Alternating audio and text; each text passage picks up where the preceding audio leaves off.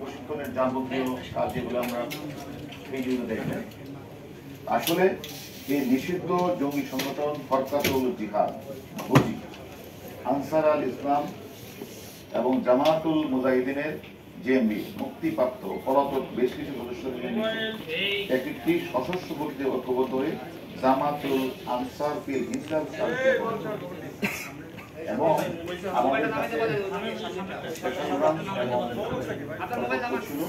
এবং আমরা এই তথ্য নিয়ে ডিবির সহযোগিতায় আমরা কল্যাণপুর এবং গাবতলী ধারাবাহিক অভিযান চালিয়ে নিষিদ্ধ জঙ্গি সংগঠন হিন্দাল সাতক্ষীরা বৃহত্তর ফরিদপুর অঞ্চলের সমন্বয়ক সহ বান্দরবনের কুকিচিনের সন্ত্রাসীদের কাছে প্রশিক্ষণপ্রাপ্ত 3 সদস্যকে আমরা গ্রেফতার করি।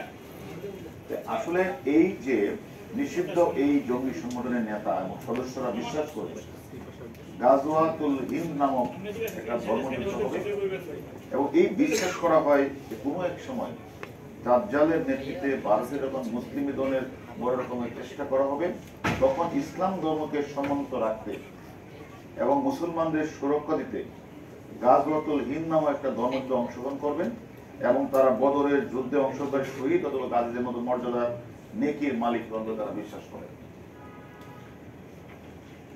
এমন বিশ্বাস এবং প্রচারণা উদ্বুদ্ধ হয়ে এক সময়ের হুজি ও জেএমবি সদস্য হিসাবে সামরিক প্রশিক্ষণপ্রাপ্ত জেল ও হাজতে বাস শেষে মুক্তিপ্রাপ্ত নিষিদ্ধ সংগঠনের বেশ কিছু নেতা কর্মী ময়মনসিংহ, ঝালকাঠি, ফরিদপুরের মাগুরা বিভিন্ন জেলায় যুবকরা গাজওয়াতুল হিন্দ এই অংশগ্রহণের প্রস্তুতি নিতে গঠন করে জামাতুল আনসার ফিল হিন্দাল সাথে এবং বাংলাদেশে পুলিশ সফলভাবে জঙ্গি রাস্তা ধ্বংস জঙ্গি তৎপরতা নিজেদের সফলভাবে দমন করতে পারায় এই জঙ্গি সংগঠন সমতল এরিয়ে তারা এখন পার্বত্য জেলাগুলোতে প্রশিক্ষণের সুযোগ করছিল এবং খুঁজতেছিল। আমরা এই ধারাবাহিকতায় পার্বত্য বান্দরবন, খাগড়াছড়ির বসবাসকারী যে বন সম্প্রদায়ের কতিপয় বিভ্রান্ত সন্ত্রাসী দ্বারা গঠিত কুকিচিনদের সাথে সহযোগিতা হয় জামাতুল আনসার হিন্দাল সাথিয়া। এরা প্রচুর অর্থের বিনিময়ে কুকিচিনের এই সন্ত্রাসীরা হিন্দাল সাথিয়াদের সদস্যকে কিভাবে বৈরী পরিবেশে সার্ভাইভাল করতে হয়, আনআর্মড কমব্যাট, এসএল রাইফেল পরিচালনা, এক্সপ্লোসিভ ডিভাইস তৈরির ব্যবহার, সিওবিতে অংশগ্রহণ ইত্যাদি তারা প্রশিক্ষণ দেয় টাকার বিনিময়ে। বাংলাদেশের পার্বত্য জেলাগুলোতে কিছু বিচ্ছিন্নতাবাদী ও সন্ত্রাসী গোষ্ঠীর সাথে মিলে অপরাধমূলক কাজে জড়িয়ে পড়া, দেশকে অস্থিতিশীল করে জঙ্গির খেলাফত স্টেট প্রতিষ্ঠা, পার্শ্ববর্তী দেশগুলোকে নিষিদ্ধ সংগঠনের সাথে যোগাযোগ বজায় রাখা এবং নিজ দেশ এবং পার্শ্ববর্তী দেশের বিরুদ্ধে ধর্মযুদ্ধে জড়িয়ে শহীদ বা গাজী হওয়ার নেকি অর্জন করে রসদ সামগ্রী কর্মী সংগ্রহ তৎপর ছিল গ্রেফতার এবং তাদেরকে আমরা 4 দিনের পুলিশ রিমান্ডে এনে আরো জিজ্ঞাসাবাদ আমরা করব। আসলে যে মার্শাল আর্টের ব্ল্যাক বেল্ট প্রাপ্ত যে আমরা যে 3 জনকে ধরলাম এর মধ্যে একজন হলেন আমির হোসেন।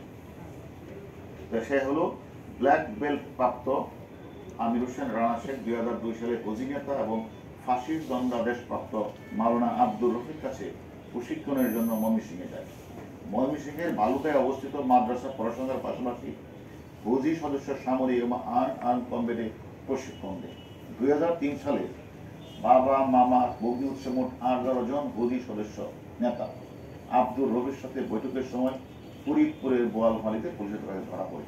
বর্তমানে আলফা ইসলামিক লাইফ ইন্স্যুরেন্স কোম্পানির ইউনিট ম্যানেজার হিসেবে কর্মরত এই ধর্মান্ধ আমির সশস্ত্র প্রশিক্ষণের জন্য 3 সদস্যকে ইতিমধ্যে বান্দরবনের কুকিচিনের সন্ত্রাসীদের পাঠিয়েছেন এবং একই সাথে তিনি 3 ব্যক্তিদের লক্ষাধিক টাকাও সে প্রেরণ করেছেন।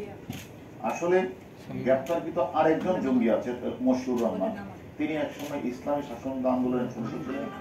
2002-2003 সালে হুজির সদস্য হিসাবে ময়মনসিংহের মৃত্যুদণ্ড জঙ্গি হুজি নেতা আব্দুর রফিক মাদ্রাসায় সামরিক এবং আনআর্মড কমব্যাটে প্রশিক্ষণ দেয়। 2013 সালে অপর জঙ্গি নেতাদের সাথে গ্রেনেড সহ ঝালকাঠিতে গ্রেপ্তার হয়ে 4টা বছর জেলও কাটেন। পাহাড়ি বৈধ পরিবেশে কিভাবে কমান্ডোশিপ টিকে থাকা যায়, পিটি প্যারেড শিখা, আনআর্মড কমব্যাট, অ্যাসল্ট রাইফেল চালানো, বোমা সামগ্রী তৈরি, সিওবিসে 8 মাসের প্রশিক্ষণের জন্য 2 বছর বান্দরবনের কুকিচিন সন্ত্রাসী নিজেই অবস্থান করে। তো 2021 সালে শুরু করা এই কষ্টকর প্রশিক্ষণ সফলভাবে শেষ করে তিনি সমতলে চলে আসেন। আর আরেকজন যে হাবিবুর রহমান, তাকে অলরেডি তারা ওখানে কুকিচিনের কাছে বন সম্পদের কাছে প্রেরণের তাদের একটা চেষ্টা ছিল। এই মুহূর্তে এই তিনজন আমাদের কাছে গ্রেপ্তার হয়েছে।